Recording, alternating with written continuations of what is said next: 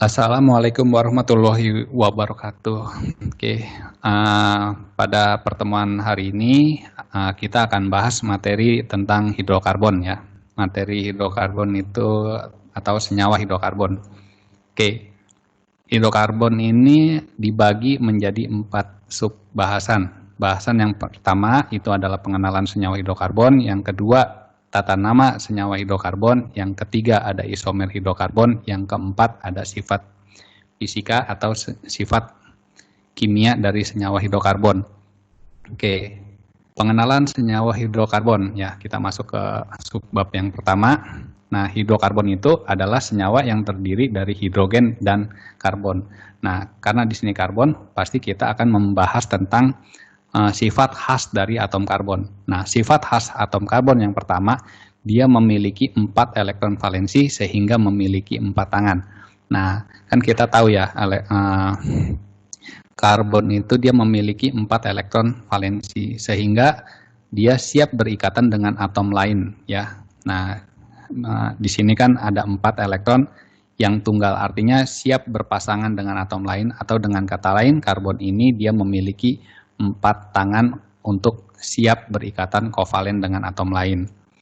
Nah, kemudian yang kedua, sifat khas yang kedua itu dapat membentuk ikatan kovalen tunggal, kovalen rangkap 2 dan kovalen rangkap 3.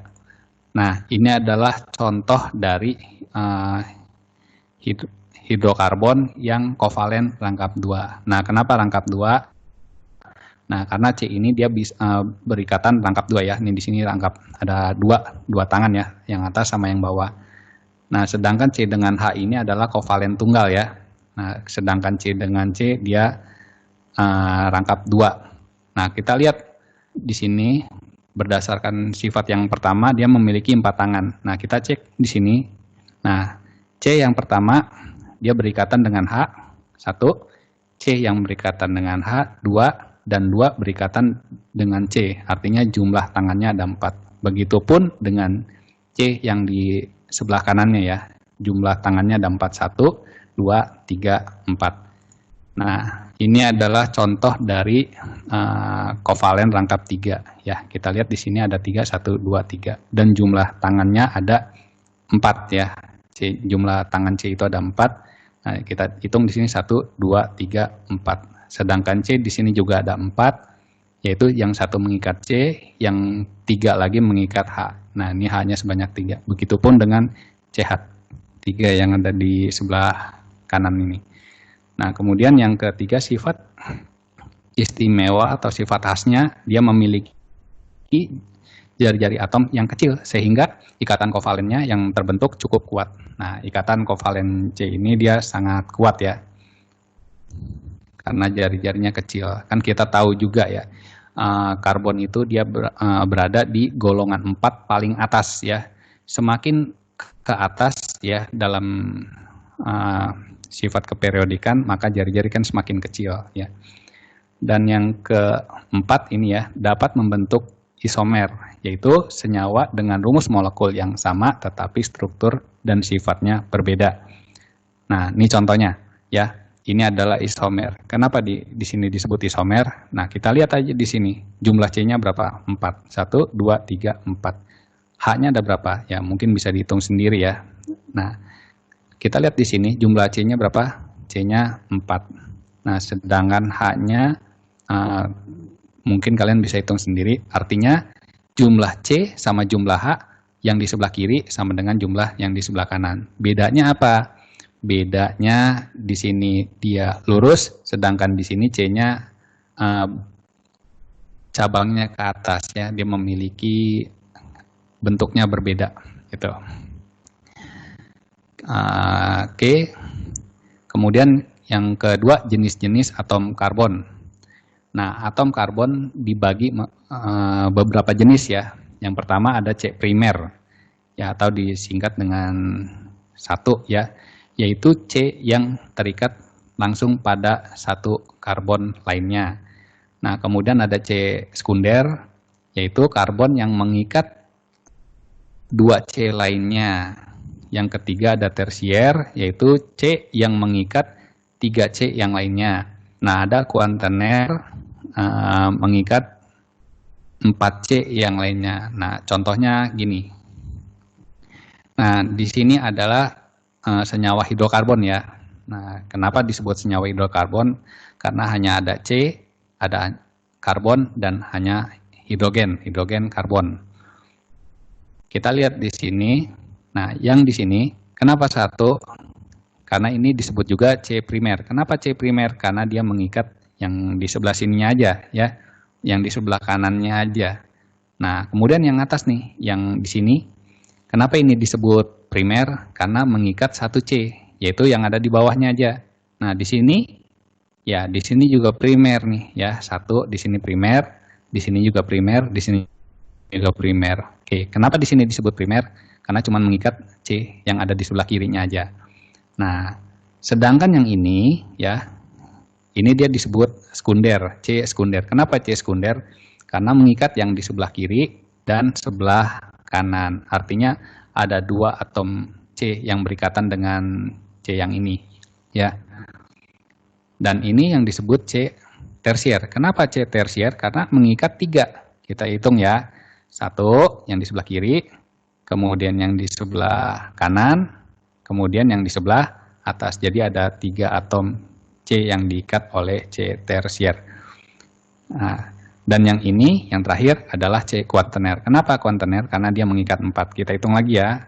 1 yang atas, yang kanan, yang bawah, ya, sama yang kiri. Jadi ada 4. 1, 2, 3, 4. Jadi yang C ini disebut C kuaterner. Oke. Yang primernya ada berapa? Ya ada 5 ya. 1, 2, 3, 4, 5. Sedangkan yang sekunder ada 1 ya. Yang sekunder ini aja. Nah yang tersier juga ada 1. Yang ini aja ya. Yang disimbolkan dengan huruf 3 ya. Yang kuaterner ini yang disimbolkan dengan huruf 4 nih. Yang warna merah ya. Cuman ada 1. Oke. Kita masuk ke identifikasi senyawa karbon. Oke. Senyawa karbon ini bisa dites ya dengan cara ini sampel ini apakah dia senyawa karbon atau bukan. Nah, kalau misalkan kita bakar ya, kan ada asap nih, kita masukkan ke selang kecil ya. Ini asapnya nih masuk ke air kapur. Kalau misalkan kapur itu keruh ya, maka si sampel ini dia memiliki senyawa karbon. Kenapa senyawa karbon? Karena ketika senyawa karbon dipanaskan akan menghasilkan gas karbon ya, gas karbon sehingga ketika dialirin ke air kapur menjadi keruh. Nah, atau di sini ada yang namanya pembakaran sempurna ya. Nah, ketika dibakar maka menghasilkan CO2. Nah, CO2 ini yang mengkeruhkan air kapur. CO2 ini kan ada karbonnya ya. Jadi dia memiliki senyawa karbon. Nah, nih misalkan gas CO2 dihasilkan akan mengalirkan ke dalam wadah berisi kapur. Nah, wadah berisi kapur itu adalah CaOH 2 kali ya.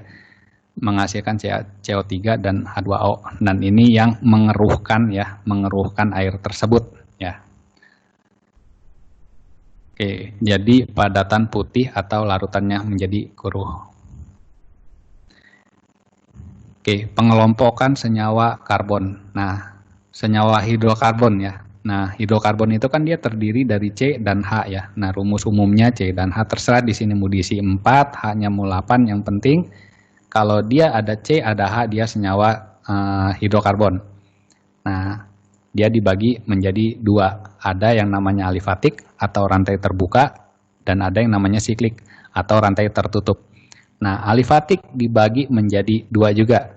Nah, ada yang jenuh itu ikatan tunggal dan ada yang tidak jenuh, ikatan rangkap.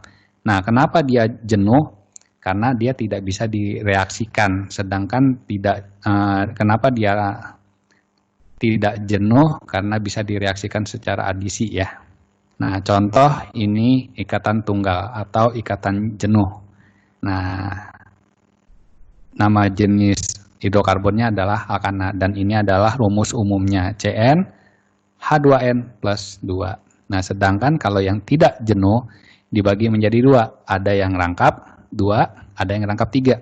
Nah, yang rangkap 2 itu disebut alkena, yang rangkap 3 disebut alkuna. Ya, tadi kan sifat khas atom karbon dia dapat berikatan rangkap atau berikatan tunggal ya.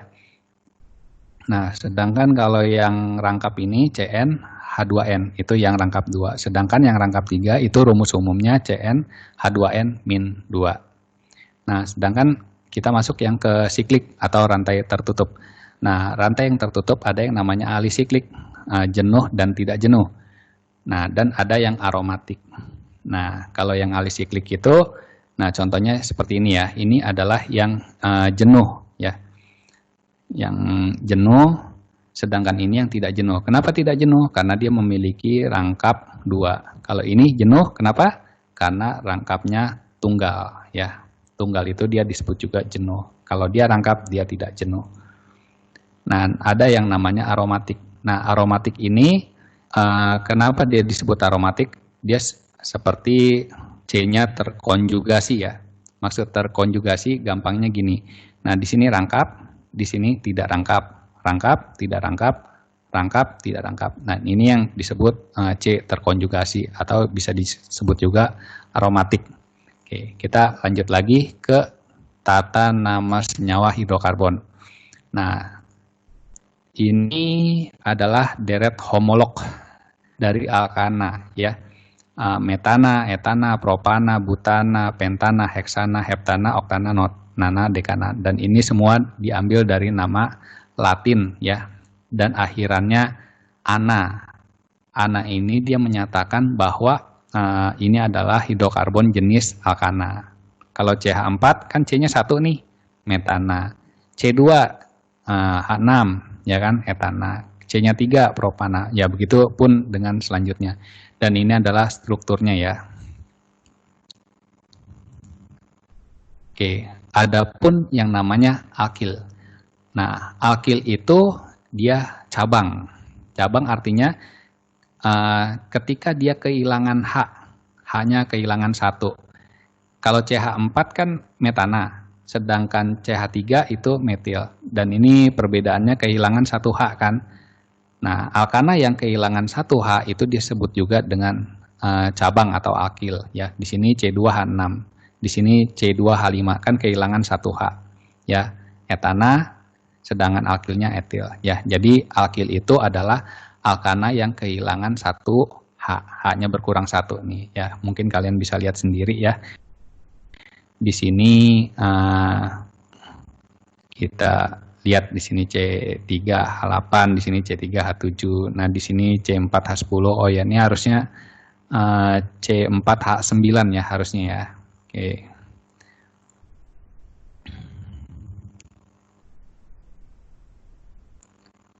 Oke, cabang-cabang istimewa. Nah, kenapa di sini ya? Ini disebut juga cabang ya karena dia harusnya di sini ada H, dia berikatan. Cabang itu kan ini kehilangan 1 H sehingga menjadi tangan ya. Di sini menjadi tangan yang aktif gitu. Nah, ini adalah jenis-jenis cabang istimewa. Kalau misalkan seperti ini disebut isopropil ya. Dia gambarnya seperti ini. Nah, kalau yang ini dia disebut isobutil ya. Kenapa butil, butana akhirnya il jadinya butil ya. Karena ada 4 ya. Kalau 4 itu kan butana, butil. Kenapa dia disebut iso? Ya karena seperti ini ya. Nah, kalau yang ini dia sek butil, artinya sekunder butil. Nah, ya ada 4 ya, 1, 2, 3, 4. Ya pasti ada butil karena dia juga cabang. Dia disebut sekunder karena kita lihat di sini. Ini adalah C sekunder ya. Kenapa C sekunder? Nah, tadi di sini dia mengikat 1, 2, ada 2 C yang diikat. Maka dia disebut juga sekunder butil. Nah, ini disebut juga ters butil ya, ters butil, tersier butil. Nah, tadi kan sudah belajar ya, kalau C itu adalah kalau dia mengikat 3, 1, 2, 3 disebut juga C tersier ya. Oke, di sini adalah isoamil ya, dan di sini ada neoamil.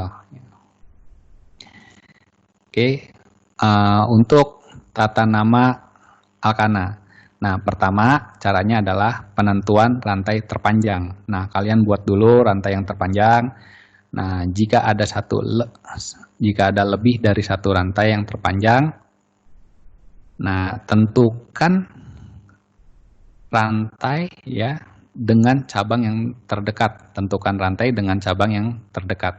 Yang pertama, cari rantai yang terpanjang, kemudian tentukan rantai dengan cabang yang terbanyak ya. Nah, kemudian yang ketiga, penomoran rantai ya. Jadi di nomor rantai utamanya itu dinomorin. Nah, yang keempat, penentuan jumlah alkil atau jenis alkilnya ya. Yang kelima, penamaan alkil sesuai alfabet. Nah, ini adik-adik harus hafal nih tata cara nih. Nah, yang pertama apa? Penentuan rantai terpanjang. Kemudian yang kedua, tentukan rantai dengan cabang yang terbanyak. Yang ketiga, penomoran rantai terpanjang. Yang keempat, penentuan jenis dan jumlah alkil. Yang kelima, penamaan alkil sesuai alfabet. Oke, kita masuk ke contohnya aja ya. Nah, di sini penentuan nama Yupak. Yupak itu dia nama sesuai internasional ya. Kalau bahasa kan bahasa Inggris ya. Jadi kalau orang bahasa Inggris semua orang bisa tahu. Nah, di sini juga kimia juga nggak mau kalah nih di sini. Jadi ada nama Yupak ya. Yupak itu artinya kita yang di Indonesia harus tahu dan di luar negeri juga pasti tahu. Oke. Di sini ada berapa nih, C? 1, 2, 3, 4. Nah, 4 kan? Jadi struktur yang di atas merupakan rantai karbon tanpa cabang ya. Kita lihat di sini nggak ada cabang nih, ya kan? Rantainya cabang, tidak ada cabang, yaitu rantai induk semua nih tidak ada cabang. Langsung aja diambil deret homolognya. Nah, ada 4. 4 itu tadi apa? Butana ya. Nah, atom karbonnya ada 4. Jadi langsung ditulis N butana. N itu artinya normal butana. Ya gitu. Untuk senyawa yang terdiri dari rantai lurus dengan jumlah atom C lebih dari 3, pada nama senyawa akan ditambahkan normal ya, normal artinya tanpa cabang, dan dia lebih dari 3 ya. Kalau lebih dari 3 ya pakai normal. Atau misalkan ada 4, misalkan ada 5 itu kan pentana ya, atau normal pentana. Oke, kita lanjut ya ke B. Nah, di sini ada senyawa hidrokarbon ya. Nah, sekarang kemudian yang kedua penomoran. Nah, penomoran yang pertama kan bisa dari kiri dan dari kanan ya. Ini adalah rantai terpanjangnya. Nah, bisa dari nomor satunya di sebelah kiri dan di sebelah kanan. Nah, kira-kira mana yang diambil? Yang di sebelah kanan atau yang di sebelah kiri? Nah, sekarang kita lihat di sini. Nah, yang diambil adalah yang dari sebelah kiri, nomor satunya di sebelah kiri. Kenapa? Karena kita lihat di sini. Nah, 1, 2, 3, 4 cabang. 1, 2 cabang. Ya berarti yang terdekat yang di sini kan 1, 2 langsung cabang. Kalau di sini jauh nih 1, 2, 3, 4 baru cabang. Jadi yang diambil yang atas ya 1, 2 cabang. Oke, ini yang disebut apa? CH3 ya. CH3 kan cabang ya. Nah, cabangnya itu adalah 2-metil. Kenapa 2-metil? Karena dia berada di C nomor 2 ini nih ya. Lihat nih nomor biru nih. Biru itu kan nomor 2 ya. CH3 itu dia berasal dari yang nomor 2. Jadi disebut 2-metil. Dan rantai utamanya adalah 5 pentana ya. Kita hitung nih. 1, 2, 3, 4, 5. Nah, ini rantai induk atau rantai utama ada 5, jadi pentana. Jadi kalau kita gabung namanya 2-metil pentana. Oke, contoh soal berikut ya, tata nama senyawa. Wah, ini di sini udah mulai panjang nih ya. Mudah-mudahan nggak bete ya ngedengerin suara saya. Dan ini adalah rantai terpanjang 1, 2, 3, 4, 5, 6. Tapi bisa juga dari kiri. 1, 2, 3, 4, 5, 6. Nah, 1, 2 cabang. 1, 2, 3 cabang. Nah, yang lebih dekat mana? Nah, iya, yang lebih dekat yang atas ya, 1, 2 langsung cabang. Kalau di sini kan, nah kita lihat nih. Tuh 1, 2, 3 cabang ya kan. Berarti yang terdekat aja. Nah, jadi udah nomor udah ditentukan. Sekarang ini cabangnya apa? CH3 kan metil ya. Sedangkan C2H5 itu kan etil. Nah, jadi langsung kita pembahasannya. Yang hijau ini adalah 2 metil, yang 4 ini adalah kenapa disebut 2 metil? Karena dia berada di C nomor 2 ya. Sedangkan dia disebut 4 etil kenapa? Karena dia berasal dari C-nya nomor 4 ya. Nah, sedangkan rantai utamanya ada 6. Kita hitung nih 1, 2, 3, 4, 5, 6 ya. Jadi dia disebut juga heksana. Nah, ketika kita gabung jadi namanya 4 etil 2 metil heksana. Loh, kok kenapa? Etil dulu baru metil. Kan alfabet ya. Nah, di sini kan ada E, di sini ada M. Lebih dulu mana yo? E dulu apa? M dulu. Ya, lebih dulu E ya, sesuai alfabet. Jadi namanya 4 etil 2 metil. Walaupun 4 sama 2 lebih besar 4 ya. Tapi dilihat dari ininya ya, dari alfabet cabangnya. Oke, kita masuk yang D. Waduh, banyak banget nih. Mudah-mudahan nggak pusing nih ya, karena kita bahas juga satu persatu. Oke, nah ini adalah rantai terpanjang nih. 1, 2, 3, 4, 5, 6, 7, 8 ya. Jadi yang terpanjang ini ada 8. Atau mungkin bisa juga dari sini juga 1, 2, 3, 4, 5, 6, 7, 8. Nah, kira-kira C1-nya yang di sini atau yang di sini? Nah, kita lihat ya, di sini 1, 2 cabang nih langsung. Sedangkan di sini 1, 2, 3 cabang. Nah, jadi kita pakai yang biru. 1, 2 cabang. Nah, cabangnya apa aja nih? Wah, ini apa nih? Nah, ini metil, ini metil. Nah, tadi ini apa? Nah, ini isopropil ya. Nah, yang hijau ini 2,2 dimetil. Loh, kok ada 2,2 ya? Kan 2 yang pertama 2. Artinya yang pertama ada di 2, yang kedua ada di 2. Jadi 2 metil ya. Nah, di sini ditulis kata di. Kenapa di? Karena ada 2. Ada 2 metil yang pertama yang di atas dan metil yang kedua yang di bawah. Jadi di metil ya, 2,2 dimetil. Nah, terus yang ini apa? Kan isopropil, dikasih tulis 5. Kenapa 5? Nah, ini di C nomor 5 kan ya. Kalau di C nomor 6 ya berarti 6 isopropil gitu. Kalau kan karena di sini soalnya dimintanya ada di C5 jadi namanya 5 isopropil. Dan rantai karbon utamanya atau induknya ada 4. Ada 8 nih, ya kan ada 8. Kalau 8 itu tadi apa? Deret homolog alkananya, oktana ya. Jadi kita masukin aja. Namanya adalah 4 isopropil 2,2 dimetil oktana. Loh, katanya di sini alfabetnya kan D sama I lebih dulu D. Kenapa nggak di sini aja gitu kan? Nah, di sini ini bukan nama cabangnya. Di ini dia menyatakan ada 2. Cabang metilnya ada 2. Jadi dilihat di sini ada metil ya. Metil sama I. M sama I duluan mana ya? Adik-adik kalau yang namanya depan M sama depannya I pasti yang absen yang dipanggil duluan mana? Yang I duluan ya. Ya, makanya di sini juga sama ya, yang I duluan.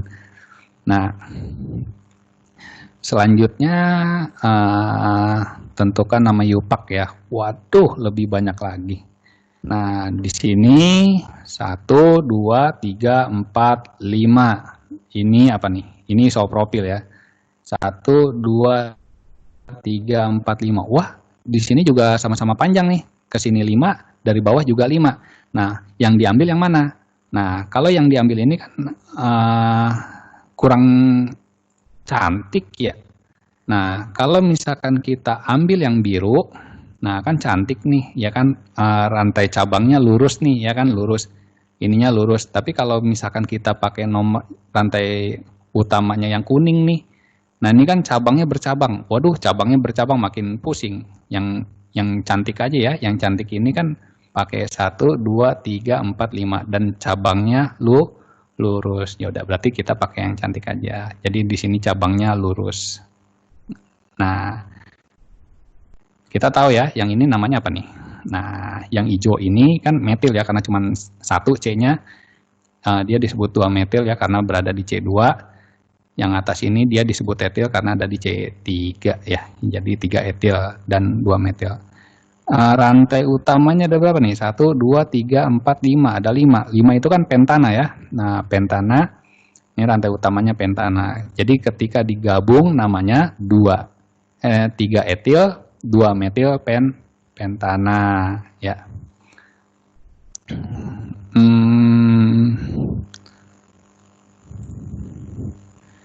Oke, kita masuk ke senyawa siklik. Nah, senyawa siklik itu dia senyawa yang tertutup ya.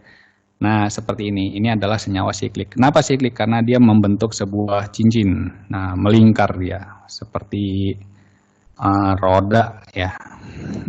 Nggak mungkin roda juga. Kalau roda kayak gini bisa gimana? Udah nggak bisa kebayang ya. Nah, kalau senyawa siklik ini yang jadi senyawa yang jadi induknya ya, rantai induk adalah yang melingkar ini ya, yang melingkar. Oke. Yang melingkar ini ada berapa nih? Ada 1 2 3 4 5 6. Jadi ada 6. Dan cabang kenapa di sini 1? Ya, harus dekat dengan cabang ya. Di sini enggak mungkin di sini ya. C1 itu harus lebih dekat dengan cabang, yaitu di sini cabangnya adalah CH3 ya. Ini kan yang hijau itu kan cabang ya. Nah, cabangnya apa nih? Metil ya. Sedangkan kalau 6 itu kan heksana ya. Heksana itu kan kalau rantai lurus.